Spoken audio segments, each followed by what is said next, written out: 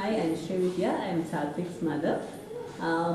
Before coming to this workshop, my son he did not like social studies. I don't know whether he still likes social studies, but definitely for him, geography was a very boring subject where he just had to remember which country is there. It's all about just remembering information. It didn't make any sense to him.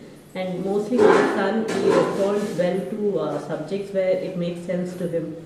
So that was a real challenge, and social studies in most often was just it was a subject which he never took seriously. When we heard about this workshop through a friend of ours who participated, and they had a lot to say about both the teaching as well as the way the subject was introduced to the children. So we were very interested to enroll him here. And we took a chance in the tougher subjects than the simpler subjects in the workshop. And after yesterday, my son was very reluctant to come to the workshop. He just thought it's just one of the other activities we're dragging him along. That one afternoon when he could well be sleeping or watching some TV. But then after the workshop, he was very, first of all, he was very happy. And he said he would like to again participate in more such workshops. And then when we asked him about what he learned, he was able to articulate whatever he learned in just some 4 or 5 lines.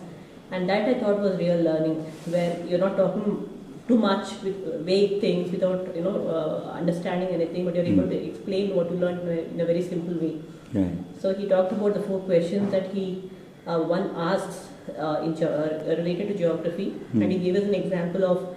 He was able to explain an example. This question of where, what if not what. He gave us an example of Mandya. Okay. Where is Mandya located? It's between Bangalore and Mysore. And what is Mandya famous for? It's famous for its sugar cultivation.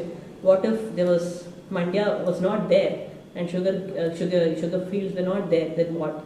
So what's the implication of a place not being existent? Mm-hmm. So that's when geography, I should admit, it started making sense to me also, because for me also geography was all about just maths and places and all of that. So it was real eye-opener for me also, and I should say for my husband also. I should interject here and tell you that he did not write any of this down. He written all of this in his memory and spoke to you. Yes, yes. He did not write anything down.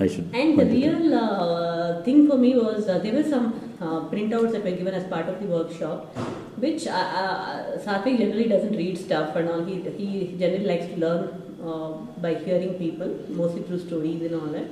So he actually made a point to read through the whole Ebola thing that he went through yesterday, and he was very interested in learning about it more after the workshop. So I thought that was nice, and he was also very happy that the teaching happened not in a thing. It was not at all. It didn't appear like a teaching. It was more like a discussion, and he was able to that further triggered his interest to learn more about the subject by reading the actual fine print. So I think it's more about not about just the workshop but also the teaching. So I would really recommend this to everyone. Okay. Yeah, all of you should benefit from this. Okay. Yeah. Was there anything today, for example, we did the geographies of Snowdon. Was there anything here that you thought could have been done better, differently?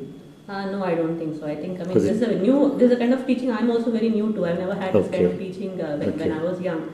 I think more than just the geography, the whole teaching system should be this way. Right.